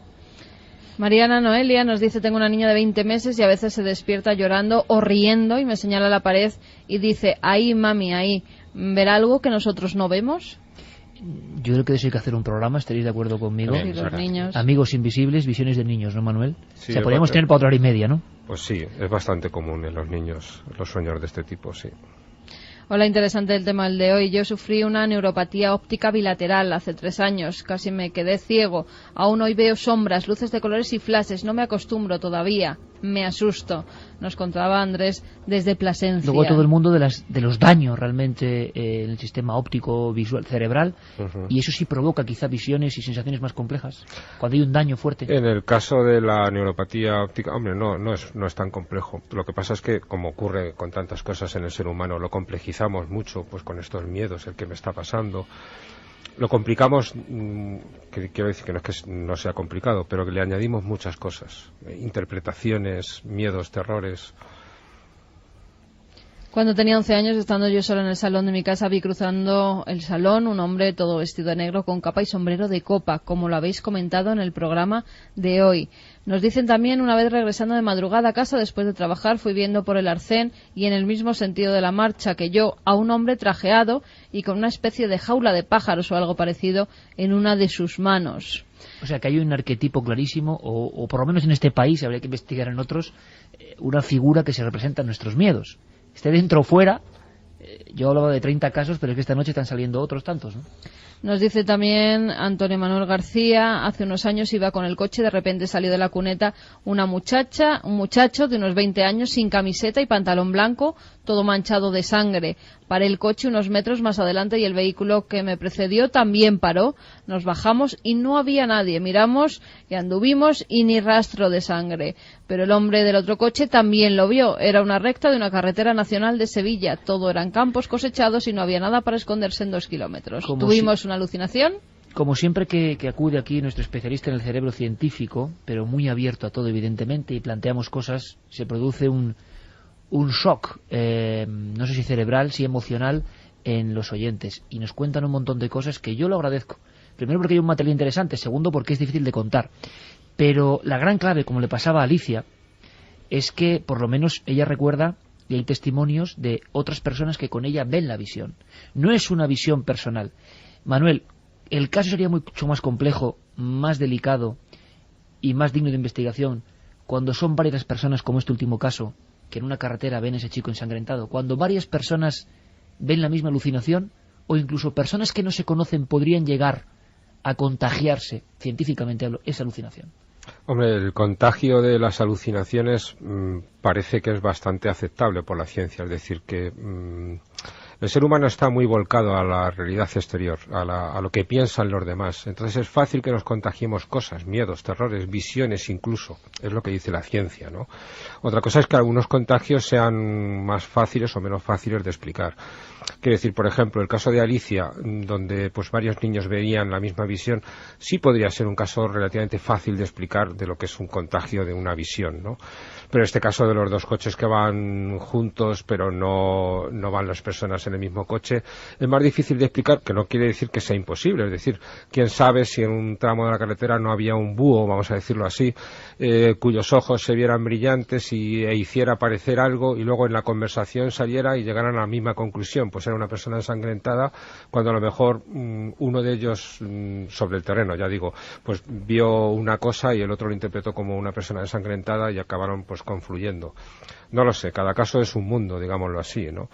Hay casos más difíciles de explicar y este puede ser uno de ellos. Desde luego, Manuel Martín Loeches, que lo estaba escuchando ahora y a mí me parece, me vas a entender, un personaje muy, muy utilizable en una novela, Javier, ¿verdad? Desde luego. Alguien valiente, porque yo creo que en este país no lo hacen mucho. Qué apasionante, qué juego daría la investigación del cerebro, estar tocando ese umbral, estar analizando los datos. A mí me parece apasionante, Manuel, creo que al público también, evidentemente. Aprendemos mucho contigo, que cada uno piense lo que quiera, y yo te emplazo a un siguiente programa sobre niños. ¿Te parece? Estupendo. Universo niños, porque sé que hay padres que realmente están... Hombre, es inquietante cuando el niño se ríe y mira una esquina y habla de su amigo. Bueno, además, yo he tenido uno hace 8 días. ¿Ah, sí? Sí. Enhorabuena, amigo. Enhorabuena, felicidades. Lo tengo muy reciente. Oye, pues analicemos todo, y la próxima visita de Manuel Martín Loeches, un científico de excepción y un buen amigo de este programa, será para hablar de visiones de niños, o visiones con niños, o lo que le pasa a los niños, que yo creo que es un mundo fantástico. Abriremos también esa caja de Pandora. Como siempre, con admiración, amigo. Gracias por estar aquí. Muchas gracias. Felicidades. Gracias. Y enhorabuena, por supuesto. Gracias. Y en apenas unos segundos marchamos ya. Creo que conectamos en vivo, en directo, con Pablo Villarrubia en el monte del fin del mundo. Milenio 3. Detrás del misterio. En busca de una respuesta. Cadena SER. Es un honor y un placer estar con Manuel, porque mientras se va nos lo dice, que es que el caso del hombre de la chistera, oye, que esto es cosa seria, que hay que investigar, que por qué, en el siglo XIX ya hay crónicas, en el Cabezo, en Ladrillar, en el Gasco, en la Batuequilla, del duende en Tiznao, y la descripción es el tipo. En la tercera hora va a ser algo maravilloso. A Diego Marañón le vamos a dar hasta un poco de sorpresa, porque él viene con una idea, que la haremos, alerta ovni, pero Javier ha traído algunas cosas también.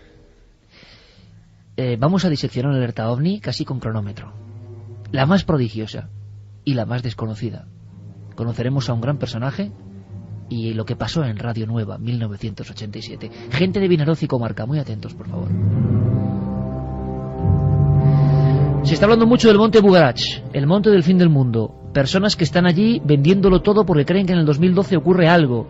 El monte de reminiscencias de Julio Verne, visiones, bases de ovnis, dicen algunos, en fin, un montón de cosas. Allí está, a estas horas. Sabe que se lo agradezco mucho porque las jornadas de rodaje son durísimas, y está allí, a estas horas. No sé si con el viento helado o no. Pablo Villarrubia, hermanito, buenas noches. Buenas madrugadas, Iker. Gracias por estar ahí a las 2:43, Pablo. Necesitamos escuchar tu voz. Sé que has recogido muchos testimonios. ¿Qué está pasando ahora mismo, hoy, a esta hora, en el monte Bugarach, amigo? Pues muchos elementos interesantes hemos recogido aquí, y son cosas que vienen ocurriendo aparentemente desde los años 60, Iker. Una serie de apariciones de fenómenos luminosos sobre esta montaña maravillosa. Es una montaña que tenemos aquí cerca, el monte Bugarach, que ya cuentan antiguas leyendas, ¿no? Leyendas a lo mejor de hace 200, 300 años, de que se oyen en su interior extraños ruidos. ¿Extraños ruidos? Exactamente, como si fueran máquinas trabajando en su interior, según los testimonios, e incluso grabaciones de los años 70, 80, hablan también de luces que emergen de esta montaña de más de 1.200 metros de altura, que casi constantemente está cubierta por nubes, pero durante nuestra visita tuvimos la suerte, la dicha de ver cómo esas nubes que cubrían su cima se abrían de una manera espectacular, dejándonos ver perfectamente la cumbre de esta montaña.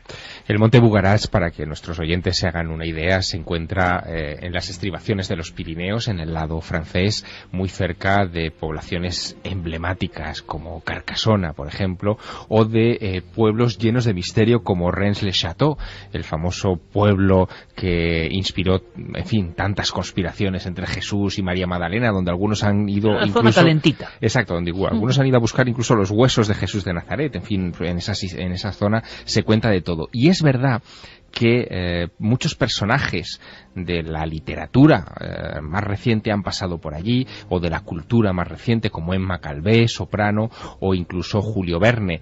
Algunos han llegado a decir, como Michel Lamy, uno de los biógrafos de Julio Verne, que el volcán en el que se inspira Julio Verne, que dice que está en Islandia, en su novela Viaje al centro de la Tierra, para ese viaje del profesor Lidenbrock en las entrañas de nuestro planeta, en realidad no es otra cosa que el monte Bugarach. Pero hay una cosa que no entiendo, Javier. Iker, y lo va a entender el público ahora mismo. ¿Por qué 2012 y por qué gente está vendiendo todo? ¿Para qué? ¿Cuál es la señal? Y algo más, Pablo, has encontrado a investigadores, personas que nos demuestran que esto viene de tiempo atrás, con investigaciones de auténticos mitos de los misteriólogos franceses. Vamos a escuchar y ahora nos cuentas. Jean de Reny con su amigo Jimmy Joe han hablado mucho de una base central de ovnis, algo como un hangar para los ovnis debajo de la montaña de Bugarache. Se han grabado sonidos, vibraciones. Es cierto que Jimmy, que se interesó mucho por los ovnis, se sorprendió y nosotros nos preguntamos, ¿es un fenómeno natural? ¿Es que hay una realidad esotérica diferente? ¿Es que puede haber un fenómeno de distorsión del tiempo? Vamos a ver. Todos estos fenómenos, zona ventana dirían algunos, lo que sea, vienen de hace mucho tiempo, Pablo. ¿Qué ha pasado para que incluso el alcalde de la zona haya montado en cólera, por lo menos hace unas semanas así lo publicaban, y haya muchas personas de diferentes partes del mundo? No sé si lo has podido comprobar. Se ha hablado de secta, se ha hablado de personas normales. ¿Por qué allí y qué esperan?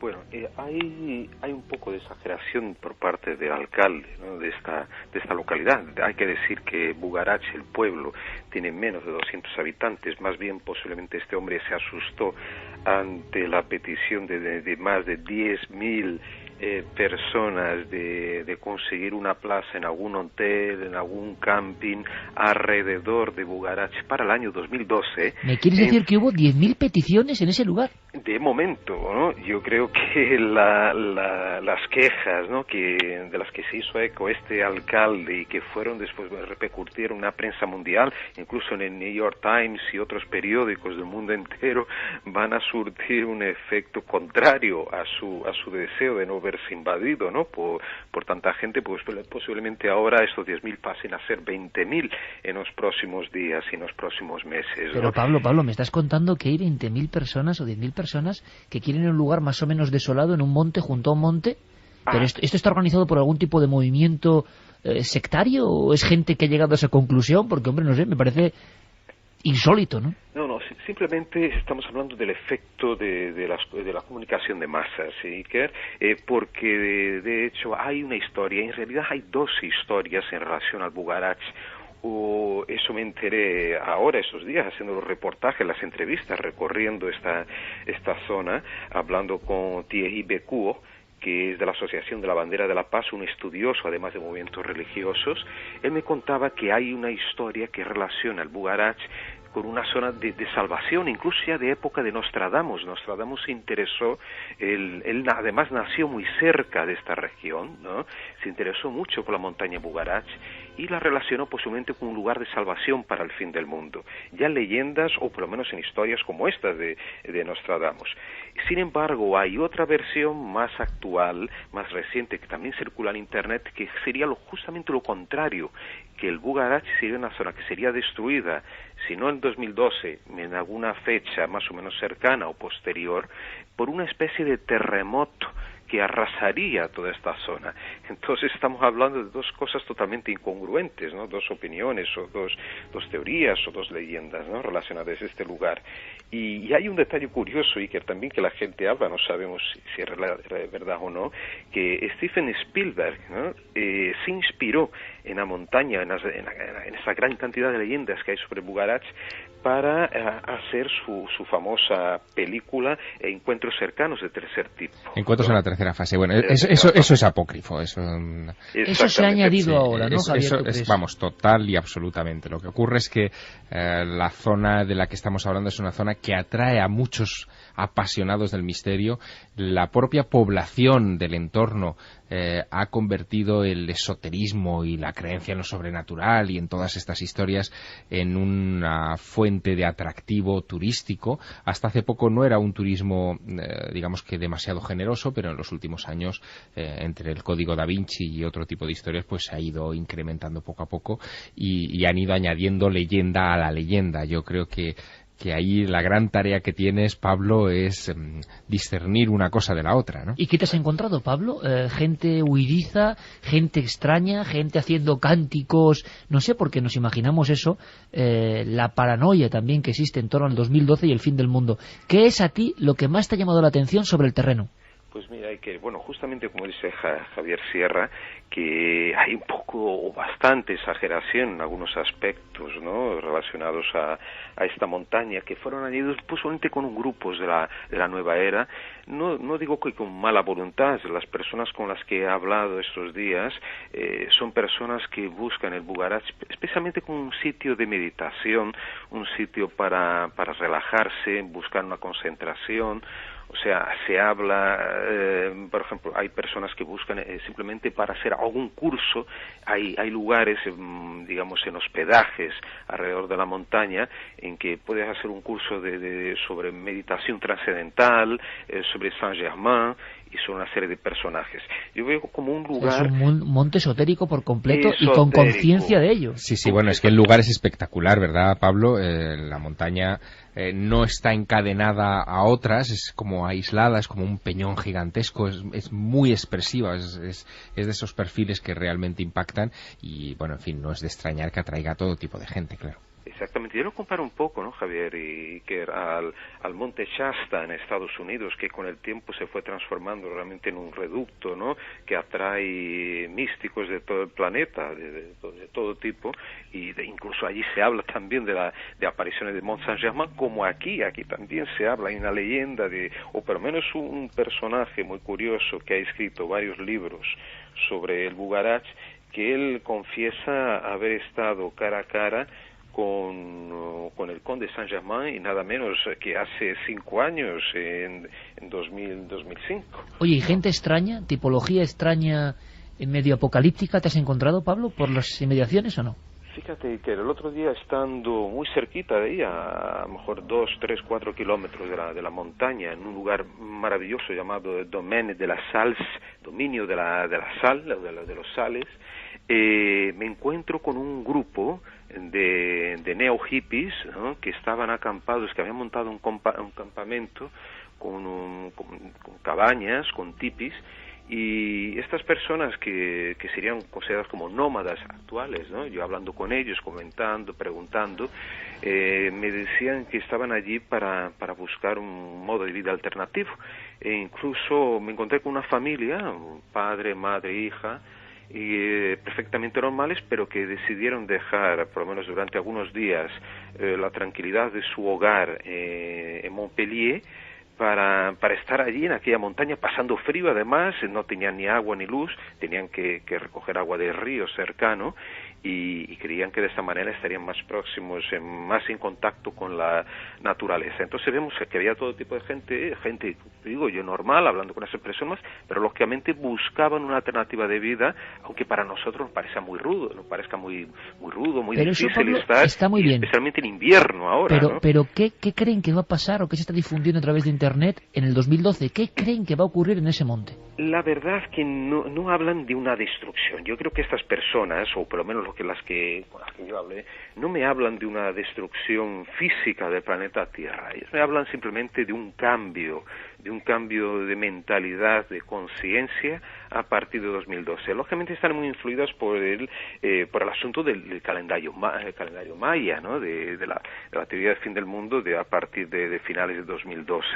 Pero no me hablan de digamos, destrucción física. Esto a partir de algunos elementos, como digo, a lo mejor del mismo alcalde de Bugarach, que desconoce, ¿no?, los aspectos del misticismo, ¿no?, y lógicamente exagera, ¿no?, en relación a este fin del mundo. Pero sí que creen en un cambio.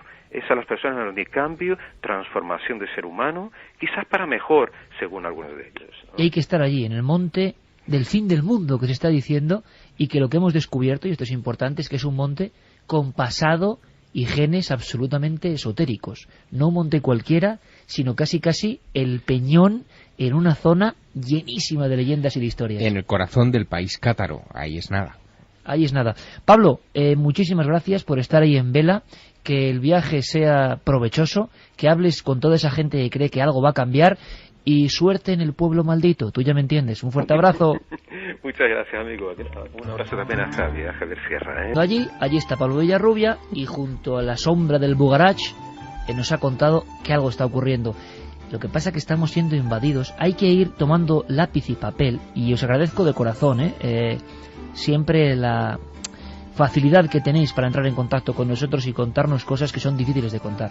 Yo no hago más que pensar en Alicia, en la tragedia que sufrió, y qué demonios, es que puede que el cerebro explique algunas cosas, pero da la sensación desde el principio del tiempo que hay otras que quedan ahí fuera. Y cuando vosotros contáis que habéis visto al mismo ser, yo me estremezco, no sé qué es, pero desde luego no creo que sea una mentira colectiva. Quizás sí un miedo colectivo, un terror colectivo, y eso siempre es una gran interrogante.